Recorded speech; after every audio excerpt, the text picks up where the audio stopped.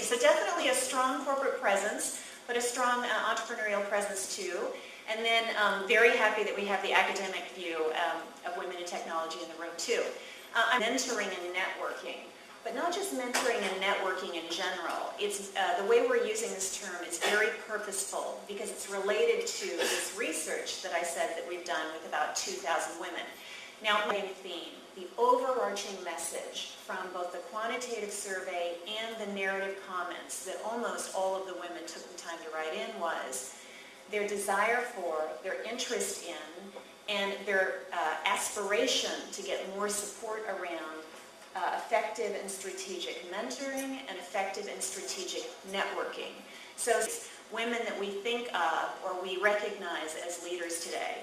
And certainly, we have a woman running for president. These three women on the left, the one has her hand like this. These are the three women who all sort of blew the whistle on their corporations in terms of ethics violations, and they were profiled in Time magazine as the People of the Year at some point. The woman up in the left in the African dress is Wangari Maathai. She's a Nobel Prize winner, and she's known as the woman of a million trees because she led an effort in her own country to address the issue of deforestation. Of course, who doesn't recognize Oprah? But then mixed in here, we have several women who are really recognized as leaders and very influential women in technology. So the blonde woman in the black suit is Anne Mulcahy at Xerox, who has a very interesting story of how she rose to the position she's in and a very unexpected path that she pursued. There's Carolyn Kovac, who's in the blue suit. She's at IBM, and not only is she recognized for her professional achievements, she's recognized as somebody who's given a lot of time, energy, and talent to the subject of women in leadership and technology. There's, of course, Anita Borg, who's no longer with us, but was one of the first voices who really talked about the power of women in communities and technology. And then probably one of the most famous women in technology right now, right down there in the middle at the bottom of the slide, Padmasree Warrior. So where are you going? All right, what do you want people to know about where you're going? You've told them what you've been doing. So where do you see yourself in the future in 5 years, for example? And if you have a longer horizon than that, that's okay. What's a wish you have for your career or yourself in the future? And what probably needs to happen or be in place to get there? So, take a minute or two to reflect. Trying to catch with one of the phrases that she mentioned before about being old and, having seen it all. And I have seen it all. I mean, I have been in the same situation, whether to marry, not to marry. I married and I took the big step. But I also worked for corporations, industries, academia, research, until very recently, and now I'm kind of retired. Leaving India in 1969 and coming from Kharagpur IIT, finishing my PhD, coming here and trying all over again. The first thing I learned, everyone said, oh, you are in the United States, you have to do another PhD because Indian PhDs don't count. I said, okay, fine. My thesis came to the United States. And when I wrote to these people, I found out that a lot of people know about my thesis.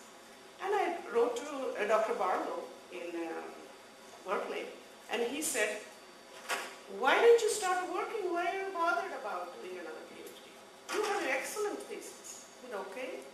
So I, started. But then thank you, and thank you to both of you who did share, and you were sharing also. What I think is really great is I had lost sight of one of the purposes of this networking, and it's how much wisdom is in the room and the shortcuts, the things you can learn just in a conversation versus having to go through the whole process yourself and take years.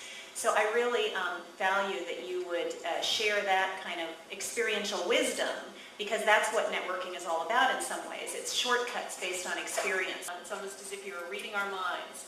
Because the third question is, so, and there, several of you mentioned support and where you get support from. So we've talked about what you do. We've talked about, you've shared about where you see yourself in 5 years. But we want to know where and how do you grow and receive support? In In other words, there was mention of family. But how do you stay professionally affirmed and renewed? How do you stay personally energized and learning? But what this really adds up to is, what sources or experiences do you find valuable? Hi, I'm Vibha Apte Gaitodni, IIT Bombay 1986, did my EP. Let's see how. Right now I'm not working. It's one of those work balance that everybody has been talking about. Got two children. I just used to be the senior manager at Broadcom, doing the processor division, and took off a couple of months to just do the family thing. We'll go back as soon as my son is in college. How do I use to stay professionally affirmed and renewed?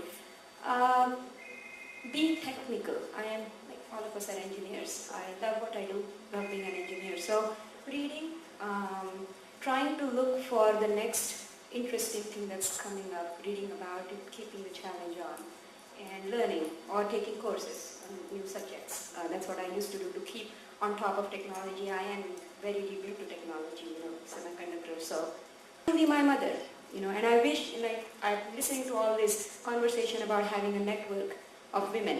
And like I agree with Shweta, it is different for women and men.